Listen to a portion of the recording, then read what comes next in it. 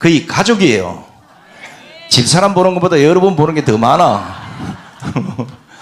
그렇게 생각하시고 한 분 한 분 나올 때마다 박수 주시고 또 좋은 말씀 많이 듣고 또 돌아가서 사람들 늘려가고 또 교육하는데 많이 이용하시기 바랍니다.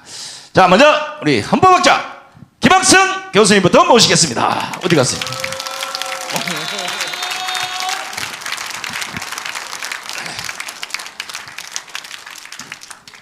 하여튼 우리 실행위원장님들 수고 많으십니다.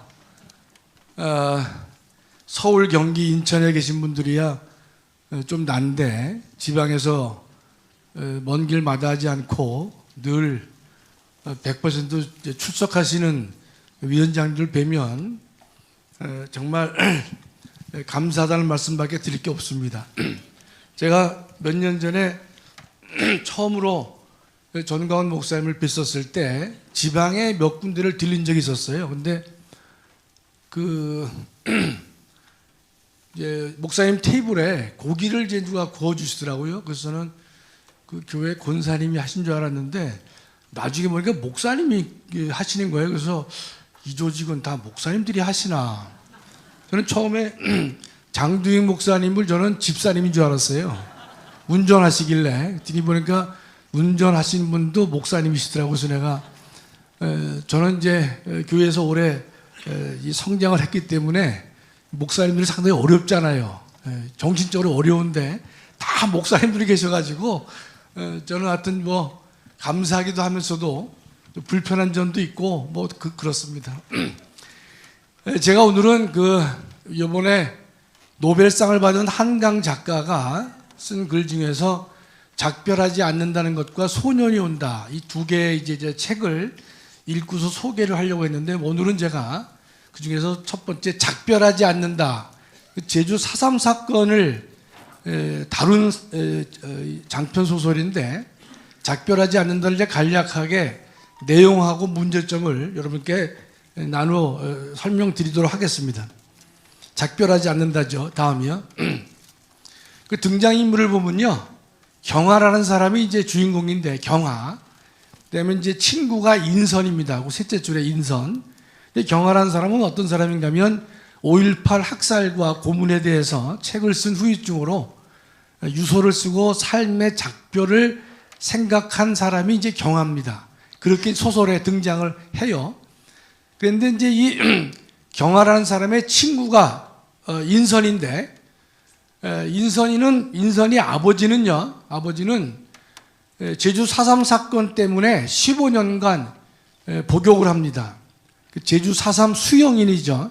제주 4.3 사태에 이 폭동을 일으킨 사람이기 때문에 그 당시 군법회의에서 15년형을 받은 사람이 인선의 아버지인데 인선의 아버지의 가족은 죽었고 그 인선의 아버지는 이제 고문 후유증을 겪은 사람으로 이 소설에는 언급이 되고 있습니다. 다음이요. 그 다음에 인선의 어머니가 또 있어요. 어머니는 군경에 의해서 인선의 어머니의 부모와 동생이 죽은 것으로 나오고 인선 어머니 오빠는 대구 형무소의 투옥중 6.25 전쟁으로 집단 처형당한 이런 데 배경을 가지고 이 소설을 이제 쓰고 있는 것입니다. 물론 소설 전체가 다 이렇지는 않은데 핵심 부분에 보면 이런 내용이 되어 있습니다. 인선이는 이제 제주도 사람으로 나오는데 인선의 아버지는 이러이러한 사람, 인선의 어머니는 이렇게 이제 어려움을 당한 사람이다. 이렇게 이제 내용을 갖고 있죠. 다음이요. 그러면 이제 이 핵심은 작별하지 않는다. 누구와 작별하지 않는 것이냐. 근데 그거 궁금하단 말이죠. 제일 첫째 줄 읽어보면 실종 가족을 찾기 위해 포기하지 않는 인선 어머니의 삶의 사연. 그러니까 인선 어머니는 자신의 오빠와 동생에 대해서 지금 어떤 상태였는지가 궁금하기 때문에 평생 이걸 찾아다녔습니다. 그런데 인선 어머니의 삶의 사연이 누구에게 전달되느냐? 그 딸 인선에게 전달된 것이고 다시 인선은 친구 경화에게 그 사건 내용들이 전달되고 있는 것입니다. 그러면 이미 죽은 사람은 살아 돌아올 수 없죠. 그렇죠? 살아 돌아오지 못한다 하더라도 그 죽음과 작별하지 않겠다. 이게 소설의 핵심인 것입니다. 비록 그 사람들은 죽었지만 그 죽음을 우리는 잊을 수가 없다는 것입니다. 그 죽은 사람에 대한 그 죽음과, 그러니까 이건 어떻게 보면 억울한 죽음이라고 이제 봐야 되겠지. 자기네들이 봤을 때는 억울한 죽음과 작별하지 않겠다. 그것이 이제 그 작품의 제목으로 우리가 작별하지 않는다. 이렇게 되는 것입니다. 다음이요. 그러니까 이제 여기서 역사적 사실을 이제 왜곡하고 있는 것인데, 첫째, 진압하는 군경을 악마화시켰고, 서북 청년단을 악마화시키는 그런 소설의 내용이 담겨져 있는 것입니다. 이 내용을 하나만 읽어보면요, 서북 청년단이죠. 무법행위가 상상을 넘어 납치와 강간이 흔하게 벌어졌기에 당시 적당한 혼처만 있으면 처녀들을 서둘러 결혼시켰다. 268을 뭔가면 268페이지의 문장을 제가 언급했다는 것입니다. 여러분 혹시나 필요하시면 이 동영상을 사용하셔도 좋단 말이죠. 그러니까 서북 청년단이 강간과 납치를 많이 했기 때문에 자기 딸이 혼처만 있으면 빨리 결혼을 시킬 정도로 그 서북 청년단을 악마화시키고 있는 것이죠. 여러분 서북 청년단은 아시다시피 가장 마지막 줄에 북한에서 김일성 치하로부터 탄압을 받다가 도저히 견디지 못해서 남쪽으로 내려온 청년단을 서북 청년단이라고 하는 것입니다. 이 서북 청년단은 매우 용감한 청년단들인데 북한 공산주의를 싫어서, 탄압을 싫어서 내려왔기 때문에 남한 내에 있는 수많은 용공 세력들과 싸워서 목숨 걸고 싸운 사람들이에요. 이게 왜 중요한가 하면 당시에 대한민국의 군인도 조직화가 약했고 경찰 세력도 약했고, 경찰 중에는 이 남노당 세력이라든지 남노당 의식을 갖고 있는 경찰들이 많이 있었습니다. 여러분 대한민국 군경이 제주 4.3 사태를 진압을 제대로 못한 이유 중에 하나는요, 경찰 중에 남노당을 지지하는 사람들이 그 안에 많이 있었기 때문에 일사불란하게 경찰이 활동을 못했습니다. 그렇기 때문에 군경의 미흡한 점에 대해서 서북 이 청년단들이 적극 나서서 이 남노당 반란 세력들을 진압하는데 크게 도움을 준 사람이 북에서 내려온 서북 청년단입니다. 이거 서청이라고 이제 한단 말이죠. 그 당시 그 남노당 뿌락치는요, 경찰함에 있었던 것이 아닙니다. 군인에도 많이 있었습니다. 여러분 예컨대 여순 반란 사건에 보면 여순에 주둔한 그 군대를 갖다가 동원해가지고 제주도의 4.3 사건을 진압하려고 하는 명령을 내렸을 경우에 군인들이 반란을 일으켰단 말이죠. 그만큼 군대 내에도 빨갱이가 많이 있었고 경찰에도 물론 많이 있었습니다. 그렇기 때문에 서북 청년단의 활동은 아무리 강조해도 지나치지 않는다, 이렇게 볼 수가 있는 것입니다. 다음이요. 제주 4.3에 대해서는 정부 보고서가 있습니다. 보고서가 있는데 지금 4월 3일부터 7월 24일이 뭔가 4개월인데 이 주범인 김달삼이가 월북한 날이 7월 24일입니다. 약 4개월 동안에 남노당에 의해서 피살된 경찰, 남노당 이 공산주의 폭동 세력에 의해서 피살된 대한민국 경찰과 우익 민간인 피해자가 몇 명이냐? 392명인데 4개월 사이에 그런 겁니다. 그때 사망한 사람이 307명이나 됩니다. 남노당 반란 세력들이 대한민국의 군경과 이 우익 민간인 피해자들을 갖다가 죽인 사람을, 사망시킨 사람이 307명인데 당시 남노당 공비들이 몇 명 죽었느냐? 25명 중에서 사망이 16명밖에 안 됩니다. 4개월 동안에 남노당 반란 세력에 의해서 이 경찰이나 민간인이 죽은 사람만 307명인데 당시에 우리 경찰과 서청에 의해서 남노당 반란 세력을 진압하기 위해서 죽인 사람이 16명밖에 안 됩니다. 경찰 등 피해자가 몇 배가 더 많습니까? 16배가 많은 거예요. 4개월 동안에.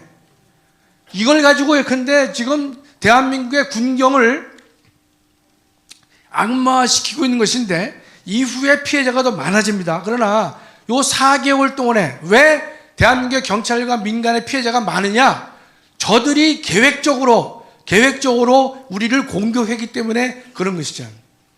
근데 그 사람들은 낮에는 어디로 가느냐? 다 한라산으로 숨는 거예요. 한라산에 공격을 할 수가 없어요. 밤에만 내려와서 한단 말이죠. 그 때문에 그 사람들이 조직적으로 이 경찰을 죽인 것이고 민간인을 죽인 것이 경찰에 의해서 죽임을 당한 공비보다 16배가 많다는 게 제가 공부한 게 아니라 제주 4.3과 관련된 정부 보고서에 나와 있는 내용을 제가 인용한 것입니다. 아시겠죠? 먼저 공격했기 때문에 많은 피해자가 있었던 것이에요. 다음이요.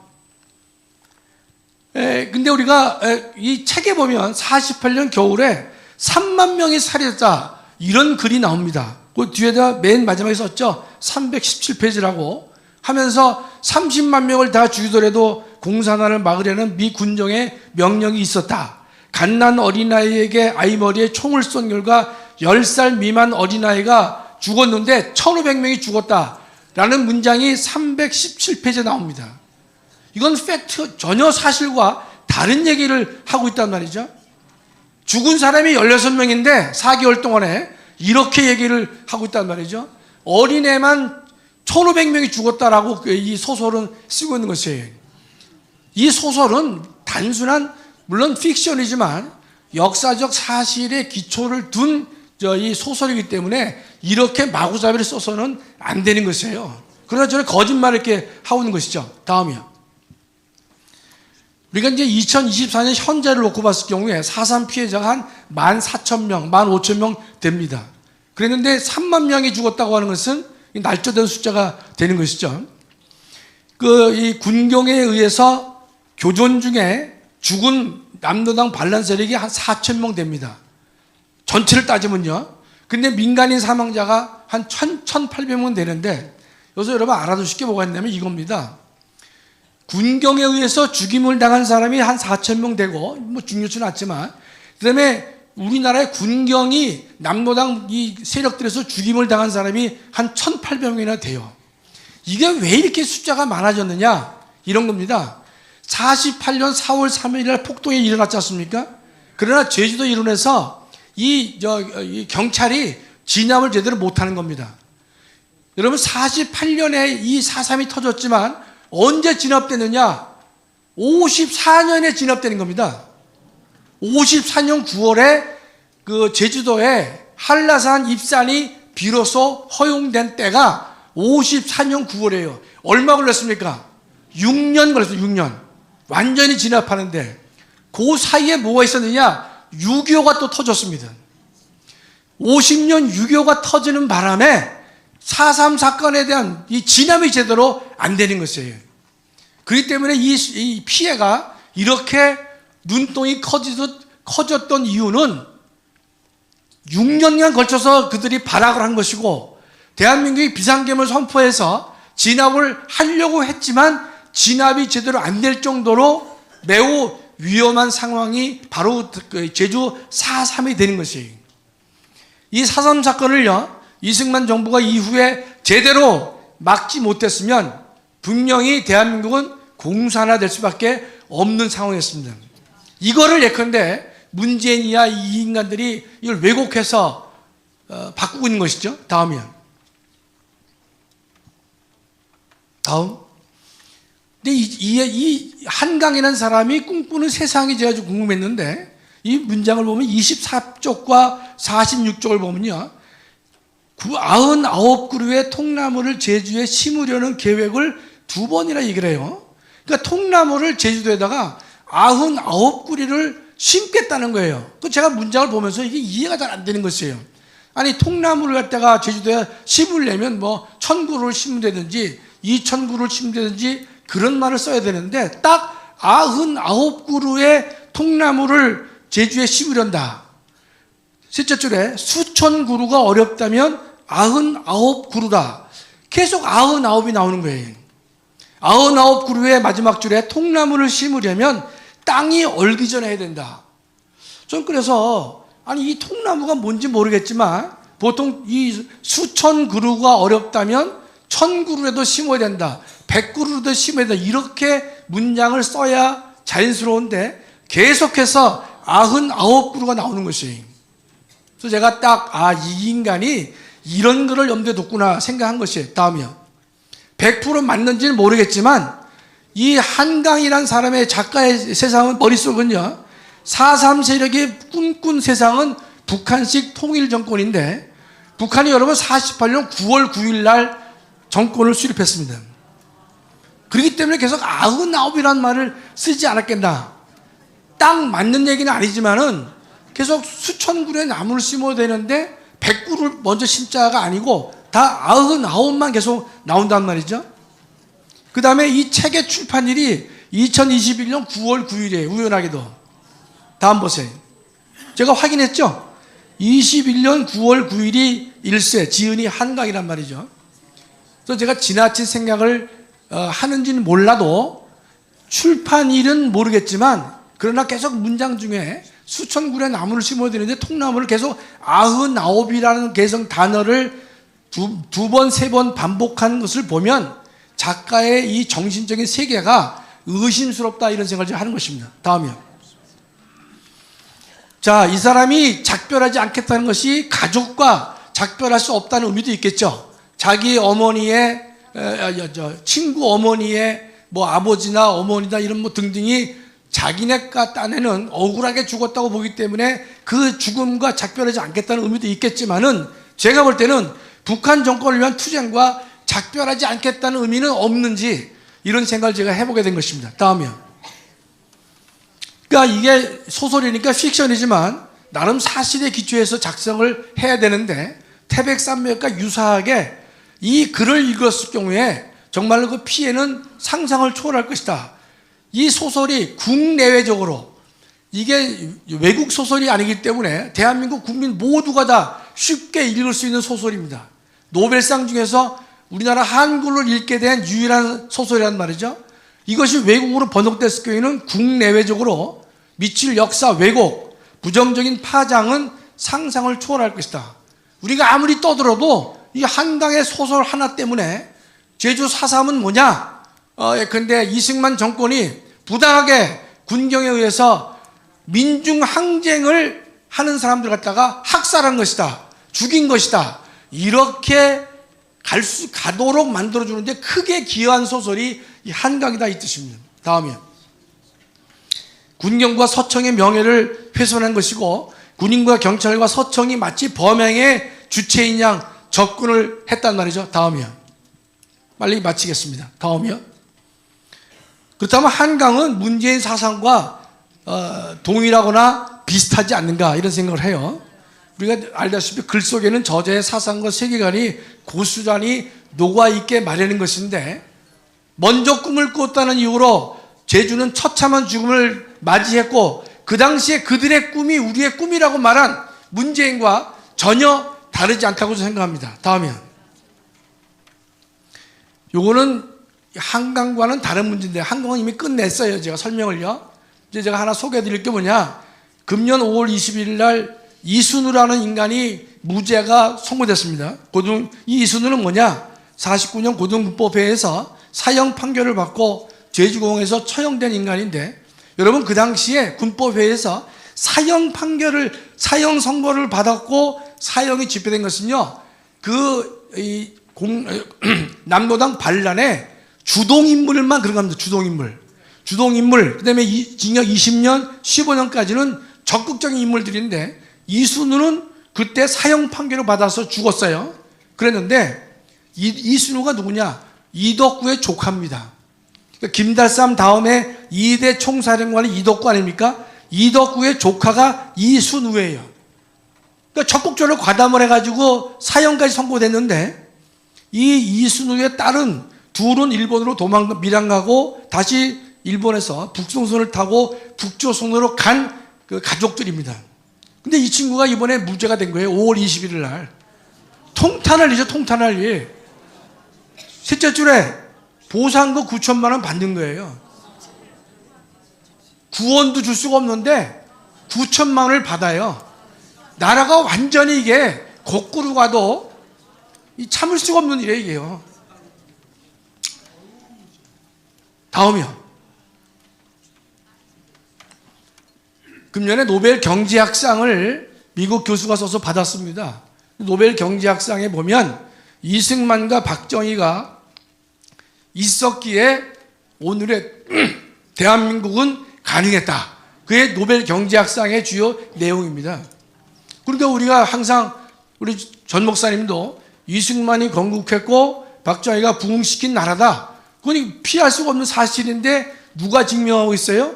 노벨 경제학상의 이 내용을 가지고 노벨 경제학상을 받은 것이죠. 그렇다면 금년의 노벨 경제학상은요, 미국 교수가 받았지만 실제로 누가 받은 거나 마찬가지냐? 이승만과 박정희가 받은 거나 마찬가지예요. 이승만을 따랐기 때문에 우리는 초인류 국가가 된 것이고 북한은 김일성을 따르기 때문에 거짓 국가가 된 것이죠. 하나 더 덧붙인다면 북한은 동방의 예루살렘인 평양을 공산당 소굴로 만들었단 말이죠. 그러나 남한은 최대의 선거 국가를 만들 수 있도록 하나님께서 축복해 주셨다, 이런 뜻입니다. 마치겠습니다. 감사합니다.